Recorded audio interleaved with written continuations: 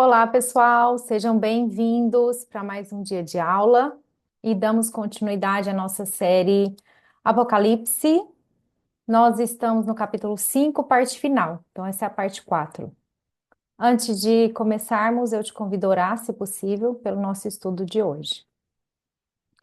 Senhor Deus, Pai, obrigada, Senhor, pela oportunidade de estarmos aqui. Obrigada por tanto ensinamento, pela tua graça, pela tua misericórdia. Que o Senhor abra o nosso entendimento, que essa palavra encontre espaço nas nossas vidas e que isso gere fruto, Senhor, para a tua glória. Nós pedimos em nome de Jesus e agradecemos. Amém. Amém. Vamos lá, então? Bom, então nós estamos capítulo 5 no final. Então nós vamos do versículo 9 até ao 14. E vamos começar a leitura então da palavra. E eles cantavam um cântico novo: Tu és digno de receber o livro e de abrir os seus selos, pois foste morto, e com teu sangue comprastes para Deus gente de toda tribo, língua, povo e nação. Tu os constituíste reino e sacerdotes para o nosso Deus, e eles reinarão sobre a terra. Então olhei e ouvi a voz de muitos anjos, milhares, milhões de milhões. Eles rodeavam o trono, bem como os seres viventes, os anciãos, e cantavam em alta voz: Digno é o Cordeiro que foi morto de receber poder, riqueza, sabedoria, força, honra, glória e louvor. Depois eu ouvi todas as criaturas existentes no céu, na terra, debaixo da terra e no mar, e tudo o que neles há, que diziam: Aquele que está sentado no trono e ao Cordeiro, seja o louvor, a honra, a glória e o poder para todo sempre. Os quatro seres viventes disseram Amém, e os anciãos prostraram-se e o adoraram. Bom, então essas são as passagens que nós vamos estudar hoje. Possibilidades, né? Vamos olhar sobre a questão de Jesus ser digno. Então vamos começar nessa parte, porque ele é digno é o Cordeiro, né, de receber, que foi morto, né, de abrir o livro. Bom, então a palavra de Deus diz assim, capítulo 5, né, no versículo 9, que ele é digno de receber o livro, de abrir o selo, porque ele foi morto, né? E com o sangue dele comprou para Deus, gente de toda língua, povo, tribo, nação, né? Então, ser digno no sentido de Jesus está relacionado ao sacrifício, né? O fato dele ter sido morto, daquele que foi o sacrifício pelas nossas vidas. Nós já falamos muito sobre o sacrifício na aula anterior, que é na parte 3, tá? Então, se você tem alguma dúvida, volta lá no 5, parte 3, que você vai entender um pouco melhor sobre os sacrifícios. E eu quero ler então para vocês aqui, só para recordar um pouco, né, do que a gente falou, Hebreus 10, 3 a 6. Contudo, esses sacrifícios são uma recordação anual dos pecados, pois é impossível que o sangue de touros, bodes tire pecados. Por isso, quando Cristo veio ao mundo, disse: Sacrifício e oferta não quiseste, mas um corpo me preparastes, de holocausto e ofertas pelo pecado não te agradastes. Então, aqueles sacrifícios feitos, né, naquele templo, no tabernáculo, eram sombra do que viria, né, do que Deus faria em Cristo. Aqueles sacrifícios, eles tinham que ser feitos constantemente, porque era impossível que o sangue dos animais tirasse, completamente os pecados. Então, aquilo tinha que ser recorrente. Mas, em Hebreus 10, capítulo 10, versículo 10, nós podemos ler: Pelo cumprimento dessa vontade, fomos santificados por meio do sacrifício do corpo de Jesus Cristo, oferecido uma vez por todas. Então, Jesus foi morto, né? Uma vez por todas, foi o sacrifício vivo em favor de nós, né? Dia após dia, todo sacerdote apresenta-se e exerce os seus deveres religiosos. Repetidamente oferece os mesmos sacrifícios que nunca podem remover os pecados. Mas quando esse sacerdote acabou de oferecer para sempre um único sacrifício pelos pecados, assentou-se à direita de Deus. Então, Jesus é aquele que morre pelos nossos pecados, ressuscita e ele vive para todo sempre, né? Ele fez um único sacrifício. Então, ele verdadeiramente removeu os pecados do mundo e ele assentou-se então à direita de Deus, né? Então, a dignidade dele está atrelada à obra de Deus, né? Realizada em Cristo Jesus. Ele ter sido obediente até a morte, morte de cruz, na qual ele desce da sua glória, ele se torna humano, ele morre, ele ressuscita, ele vence a morte. Então, ele foi morto e ele vence a morte. Então, ele ganha, né, o direito de abrir o livro, né? Ele venceu tudo, ele venceu a morte. Então, Jesus reina, né? Jesus está no trono, ele reina, ele venceu. E eu quero ler algumas passagens para você sobre Jesus reinar. Eu sempre me lembro disso aqui. Quando eu estou em momentos difíceis, eu falo para mim mesma, Renata, quem está sentado no trono? Quem reina? Quem comanda todas as coisas? Nada foge do controle de Deus. Não há coincidências, né? Só Jesuscidências. Então eu sempre me lembro disso aqui. Então eu amo ler essas passagens que falam de Jesus reinando, porque isso nos traz esperança, a gente entende que a vitória dele são coisas temporárias aqui na terra. Então a palavra diz que nada se compara, né? Os nossos sofrimentos que a gente passa aqui embaixo não vão se comparar com a glória que há de ser revelada em Cristo Jesus. Então que nós possamos ver essa glória, né? João teve o privilégio de ter essas visões aqui, também Isaías, Ezequiel, Daniel, e que nós possamos, né, ter essa oportunidade de chegar a esse momento de ver Jesus reinando, né? Assim, visualmente que eu tô falando. Então Jesus aproximou-se deles e disse: Foi-me dado toda a autoridade nos céus e na terra. Portanto, vão e façam discípulos de todas as nações, batizando-os em nome do Pai, do Filho e do Espírito Santo, ensinando-os a obedecer tudo que eu ordenei a vocês, e estarei com vocês até o fim dos tempos. Então, isso são promessas de Jesus. Ele, quando ele morre, ele vence a morte, ele ressuscita, né? Ele vive para todo sempre. Ele ganha toda a autoridade dos céus e da terra. Então, sobre quem está toda a autoridade hoje dos céus e da terra? Sobre Jesus, né? Por isso que a gente não tem que preocupar. A gente tem que confiar. Então, Jesus, gente, está no trono, né? E como a gente leu que ele foi morto, ele foi digno, ele se sentou-se à direita de Deus. Então, em Marcos 16, nós podemos ler: Depois de lhes ter falado, o Senhor Jesus foi elevado aos céus, então ele estava ressuscitado. Lembra? Ele ficou 40 dias ressuscitado, aparecendo para diversas testemunhas. Então, ele é elevado aos céus e ele assentou-se, então, à direita de Deus, né? Então, Jesus reina. Efésios 1, versículo 20 a 23, nós podemos ler. Esse poder, que é o poder de Deus, ele exerceu em Cristo, ressuscitando-o dos mortos e fazendo-o assentar-se à sua direita, nas regiões celestiais, muito acima de todo governo e autoridade, poder e domínio, e de todo nome que se possa mencionar, não apenas nessa era, mas também na era que há de vir. Deus colocou todas as coisas debaixo dos seus pés e o designou cabeça de todas as coisas para a igreja, que é o seu corpo, a plenitude daquele que enche todas as coisas em toda e qualquer circunstância. Então, Deus coloca todas as coisas debaixo dos pés, né, de Jesus. Ele fala que a última a vencer é a morte mesmo. Então, todo governo, toda autoridade, todo domínio, todo poder, Jesus está acima de todas essas coisas, né?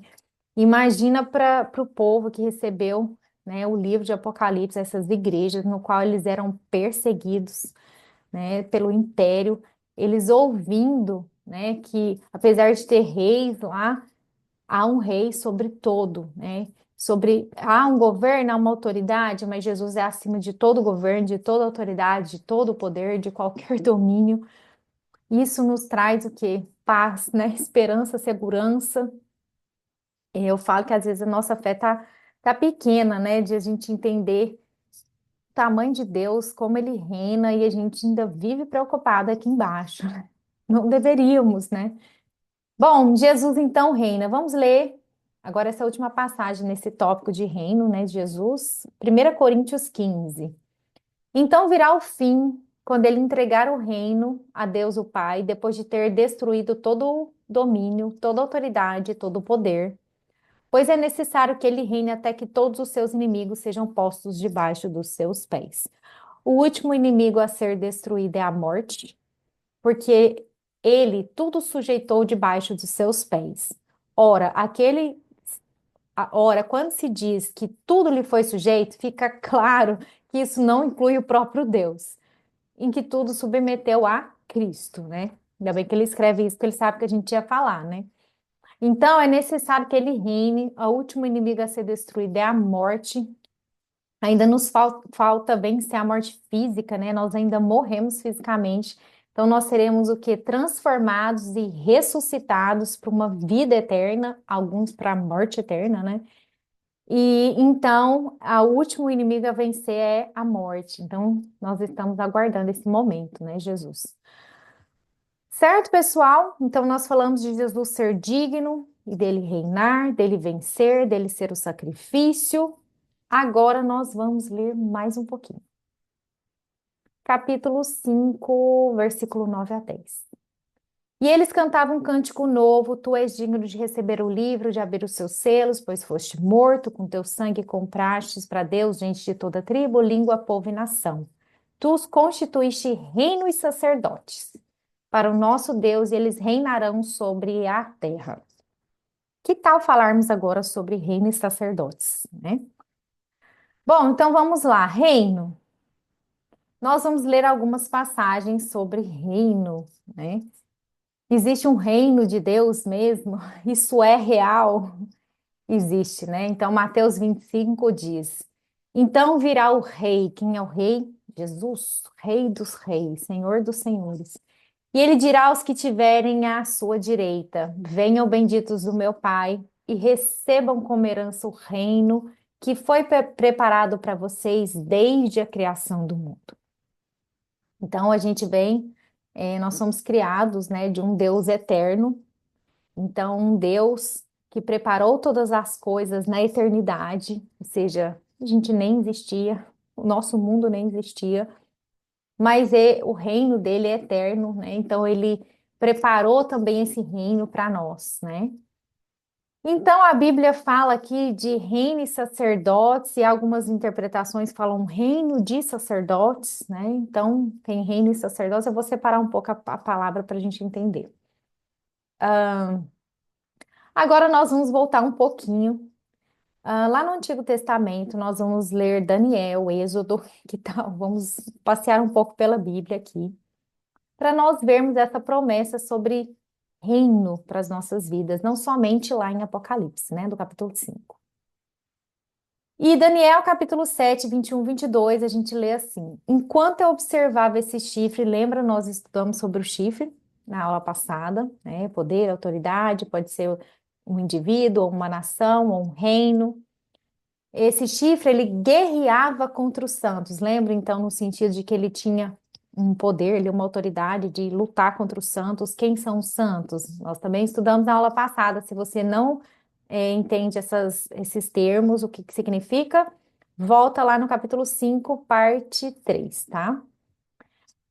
E os derrotava até que o ancião veio e pronunciou a sentença a favor dos santos do Altíssimo e disse: Chegou a hora de eles tomarem posse do reino. Bom, então existe um reino de Deus, foi preparado antes da criação do mundo, no qual nós tomaremos posse, né? A gente já põe a gente já, né, no time dos santos, né? Nós não estamos mais no time dos ímpios, né? Nós estamos no time dos justificados. Então, vamos ler também Êxodo 19, 5 e 6. Vamos voltar lá em Moisés. Logo Moisés subiu o monte para encontrar-se com Deus. Gente, imagina isso. Que coisa fantástica. Só de ter simplesmente subiu o monte para encontrar com Deus. Incrível, né? E o Senhor o chamou do monte, dizendo: diga o seguinte aos descendentes de Jacó, Israel, né? E declare aos israelitas: vocês viram o que eu fiz ao Egito e como os transportei sobre as asas de águias e os trouxe para junto de mim. Agora, se me obedecerem fielmente e guardarem a minha aliança, vocês serão meu tesouro pessoal entre todas as nações, embora toda a terra seja minha.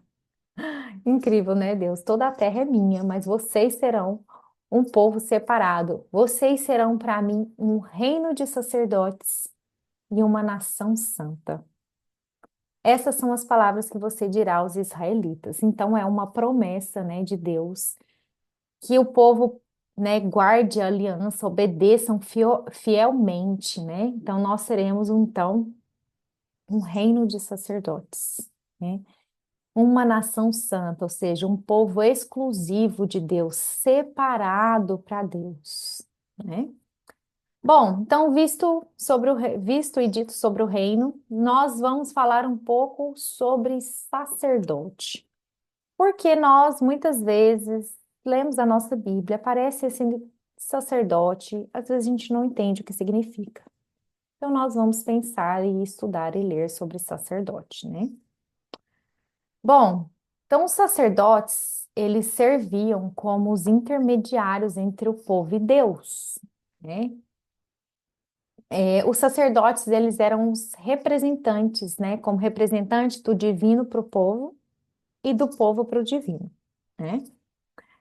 Isso lembra um pouco também, né, o trabalho dos profetas também. Os profetas, no caso, eles eram a boca de Deus na terra. Então, era mensagem de Deus para nós através dele. Aqui o sacerdote ele tinha, né, as duas funções de ser um representante humano para Deus e de Deus para nós. Então ele fazia essa intermediação. O sacerdócio no tempo de Moisés, Deus escolheu quem? Arão, né, e os descendentes dele para essa função de sacerdote. Então se tornou uma função. E a função sacerdotal ela estava associada a quê? Ao tabernáculo, né? Ao templo. E eles eram responsáveis pelo quê? Pelo sacrifício, não só pelo sacrifício, mas por manter o local. E também eles serviam como uma forma de educação para o povo, orientação, conselho, né? E eles também como líderes das nações, né? Alguns sacerdotes se tornaram líderes. Isso aqui é mais superficialmente que a gente está entendendo sobre sacerdotes, tá? E vamos ler então quando Deus escolhe Arão, né? Em Êxodo 28, 1 e 2. Chame seu irmão Arão, né? Então, Arão, irmão de Moisés, e separe-o dentre os israelitas, e também a seus filhos Nadab e Abiú, Eleazar e Itamar, para me servirem como sacerdotes, né? Para o seu irmão Arão, faça vestes sagradas que lhe confiram dignidade e honra.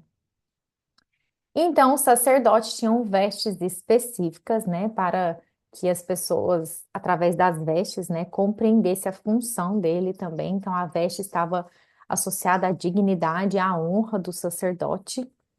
E falando em sacerdote, nós vamos falar sobre o sumo sacerdote, tá? Então, o sumo sacerdote era aquele que poderia entrar no lugar santíssimo, né, no Santo dos Santos, na presença de Deus, onde ficava o quê? A Arca da Aliança, uma vez por ano. Então ele fala, no entanto, Hebreus 9, somente o sumo sacerdote entrava no lugar santíssimo. Então o sumo sacerdote ele tinha acesso ao mais sagrado local do templo, né? A presença de Deus uma vez por ano e nunca sem apresentar o sangue do sacrifício que ele oferecia por si mesmo e pelos pecados que o povo havia cometido por ignorância. Então, o sumo sacerdote, para ele entrar lá uma vez por ano, ele fazia o sacrifício, expiava os pecados ali, a propiciação, e aí ele podia ir lá entrar uma vez por ano. Só isso, uma vez, pensa, muito pouco. Bom, e aí então, nós vamos ver que Deus, através de Jesus, né, Jesus se torna o nosso grande sumo sacerdote. Em Hebreus capítulo 4 diz assim: Por isso, portanto, visto que temos um grande sumo sacerdote que adentrou os céus, Jesus, o Filho de Deus. Então, pessoal, aqueles sacerdotes que faziam essa expiação pelos pecados entravam uma vez no ano, o que que acontecia com eles? Eles morriam, tinha que passar a função para o próximo, e aquilo não era constante, poder entrar na presença de Deus, né? Só uma vez. Mas Jesus, ele entra nos céus. Ou seja, a gente, o sacerdote daqui da terra, o sumo sacerdote entrava no tabernáculo terreno. Jesus, como nosso sumo sacerdote, ele foi o próprio sacrifício, né? Então, ele foi o sacrifício e ele entra como o sumo sacerdote, né? Nos céus, né? Então, ele fala, ele adentrou nos céus, ou seja, no tabernáculo dos céus, né, gente? Apeguemo-nos com toda firmeza à fé que professamos, pois não temos um sumo sacerdote que não possa compadecer-se das nossas fraquezas, mas sim alguém que, como nós, passou por todo tipo de tentação, porém sem pecado. Então, lembram que lá no comecinho nós falamos que o sacerdote era um mediador, né, entre nós e Deus, né, no qual ele expiava os pecados do povo pela ignorância. Jesus é aquele que expiou definitivamente os pecados, fez a propiciação, desviou a ira de Deus de nós para ele, né? Então ele nos permitiu, né? Ele se tornou o nosso mediador. Então a Bíblia fala que há um só mediador entre Deus e a humanidade, Cristo Jesus, homem.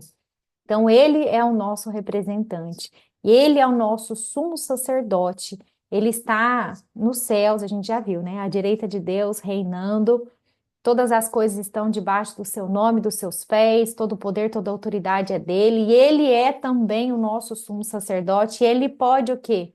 Compadecer-se das nossas fraquezas, ele entende o que a gente passa aqui embaixo, porque Jesus passou tudo que nós passamos, então nós temos hoje um representante, né, nosso humano, como um sumo sacerdote nos céus, né, nos representando.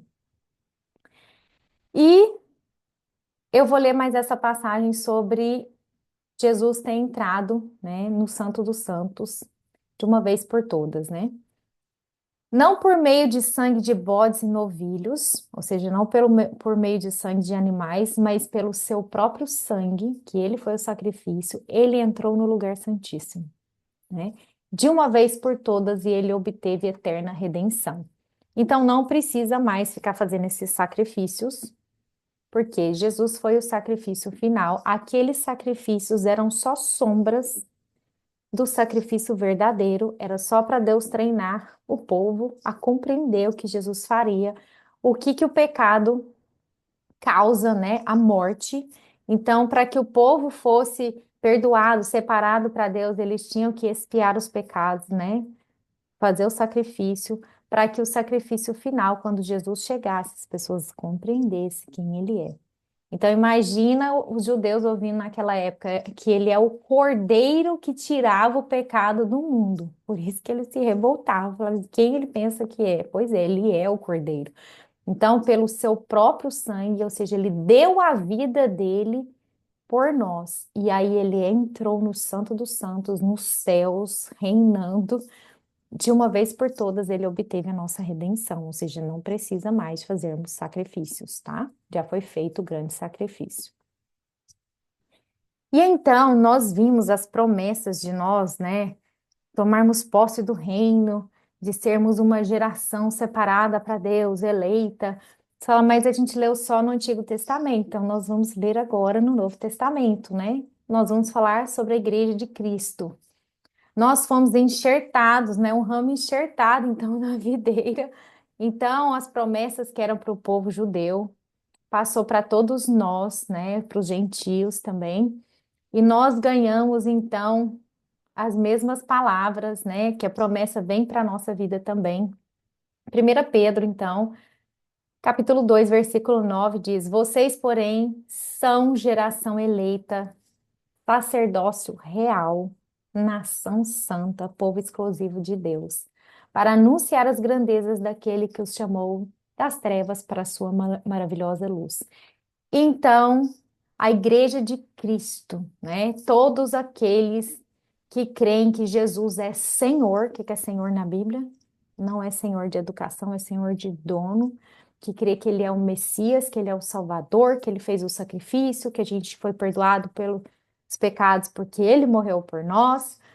Nós somos, então, um povo agora separado de Deus. Então, igreja, pessoal, na Bíblia não é um lugar, não é uma instituição. Igreja vem da palavra eclesia, que é o que? Reunião dos cristãos, dos que estão em Cristo Jesus, dos que creem, tá? Então é um grupo de pessoas, igreja, não é um lugar ou uma religião.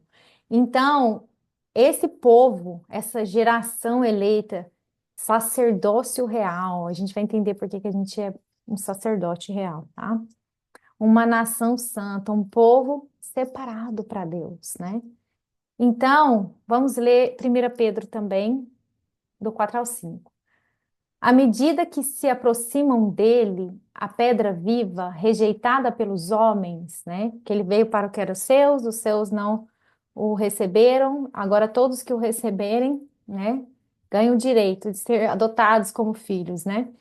Então, à medida que se aproximaram dele, a pedra viva, rejeitada pelos homens, mas escolhida por Deus e preciosa para ele, vocês também estão sendo utilizados como pedras vivas na edificação de uma casa espiritual, para serem o quê? Sacerdócio santo. Ou seja, nós aqui estamos representando Cristo na terra, nós somos embaixadores de Cristo aqui na terra, a igreja de Cristo. Nós podemos, né, ser esse canal de Deus com as pessoas que ainda não conhecem, né? Nós podemos ter essa conexão, então nós podemos fazer esse trabalho, né, sacerdócio santo, oferecendo sacrifícios espirituais aceitáveis a Deus por meio de Jesus Cristo, né? Porque Jesus foi o sacrifício. O nosso hoje é espiritual, nossa vida espiritual com Deus por meio de Jesus, né? Então, tudo que a gente faz pelo Senhor, nesse sentido de oferecer a nossa vida mesmo em favor do reino de Deus, do avanço do reino, de pregar o evangelho, de ir a todas as nações, povos, fazendo o quê? Discípulos, Jesus disse, né? E a última passagem que nós vamos ler hoje é essa, Hebreus 10, 19 a 20, que fala: Portanto, irmão, nós temos plena confiança para quê? Entrar no lugar santíssimo, no Santo dos Santos, pelo sangue de Jesus, por um novo e vivo caminho que ele nos abriu por meio do véu, isto é, o seu corpo. Então, aquele sacerdote que só tinha acesso a Deus uma vez por ano, o sumo sacerdote, para entrar no lugar santo dos santos, no Santíssimo, agora nós, através de Cristo, que recebemos o Espírito de Deus em nós, habitando em nós, nós podemos entrar na presença de Deus. Que hora, Renata? Qualquer hora. Isso é incrível, né? O sangue de Jesus, o perdão de Jesus abriu, né? Nos reconectou a Deus, fez a propiciação, nos deu a oportunidade de sermos reconciliados com Deus. Então, agora, pessoal, nós não temos mais essa separação que existia, e não tem mais que fazer um sacrifício para entrar na presença de Deus, e você precisaria de um sumo sacerdote. Quem agora pode entrar na presença de Deus? Todos aqueles que creem em Jesus como seu Senhor e Salvador, que receberam o Espírito, que foram selados pelo Espírito, que estão na presença de Deus, porque Deus habita em nós agora, né? O Santo dos Santos, né? Você pode entrar a qualquer momento na sua casa, orando, na presença de Deus, né? Com a sua vida, então, separada para Deus, santificada, você pode, pelo sangue de Jesus, ser esse sumo sacerdote, né? Você não precisa mais de um. Você mesmo pode entrar no lugar santíssimo pelo sangue de Jesus, tá bom?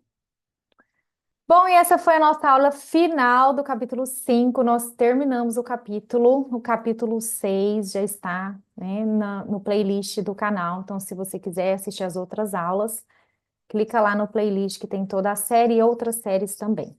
E eu encorajo vocês a lerem a sua Bíblia em casa, para que vocês manuseiem ela, tenham mais contato, meditem na palavra, não somente aos domingos ou algum outro dia em grupo, mas que vocês tenham contato constante com a palavra. Então, esses estudos servem para ajudar vocês a lerem sua Bíblia em casa, tá bom? Muito obrigada, a gente se vê na próxima aula. Tchau, tchau.